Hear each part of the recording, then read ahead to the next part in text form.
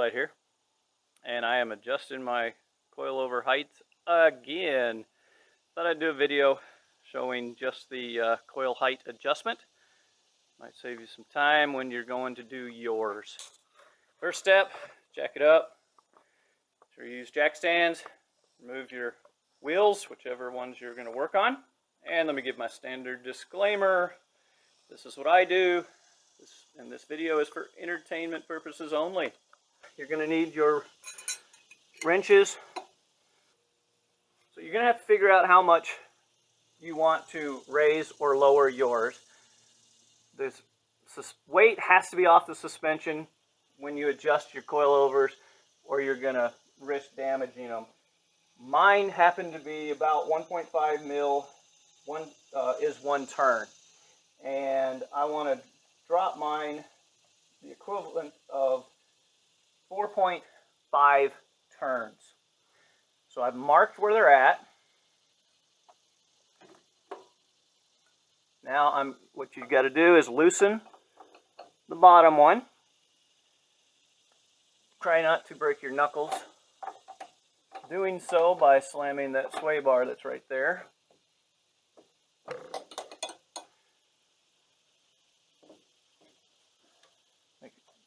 Bring the lock collar up. Let me use this hand so you can see.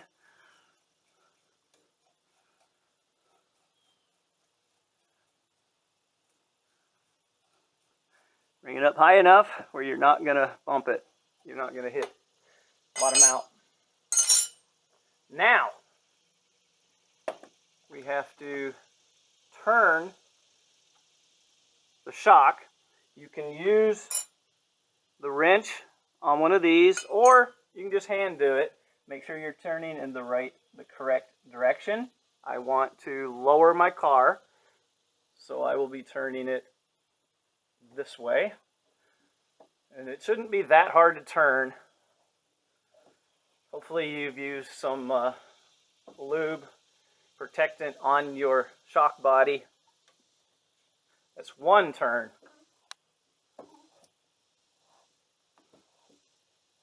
2, 3, count with me, 4, and almost 4.5. Now why did I say almost? When you go to tighten these, you're going to bring this back down. What I have found is that the shock body will turn just a tiny bit, 1/8 of a turn or so. And so I get mine almost to the adjustment point, not quite. Or if I'm raising it, it's actually above, it's past, because it's going to want to turn the direction of this, that you're turning this collar.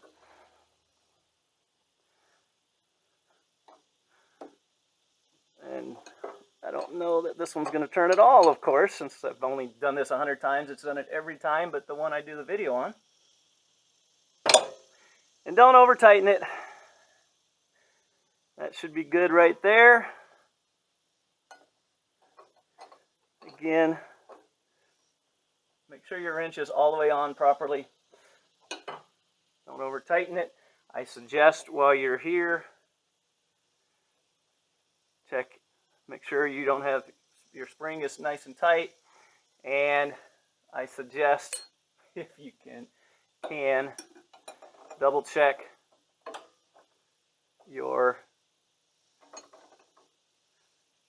there's a bar in the way.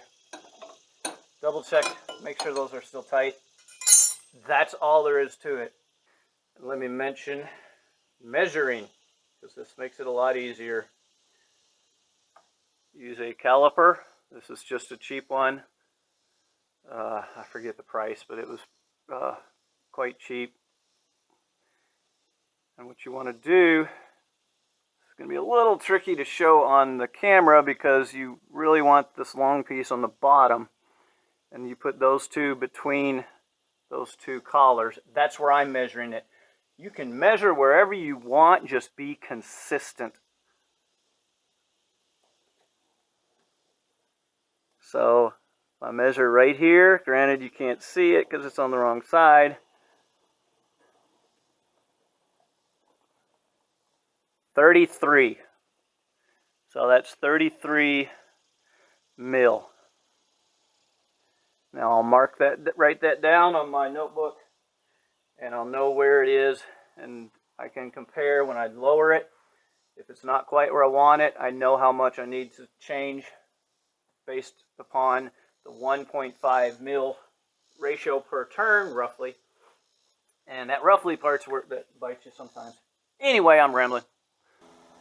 There we go.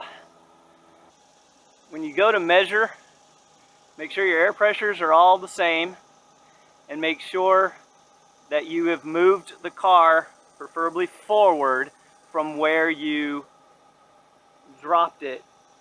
The wheels will not be, won't fully drop when you lower it off the jack. They're going to be in just a little bit, so that's going to affect your ride height just a little. So be sure to move it so that it settles out. But there is the results. I'm thinking it looks pretty good. And if you found this helpful, please like, subscribe, comment, and good luck with yours.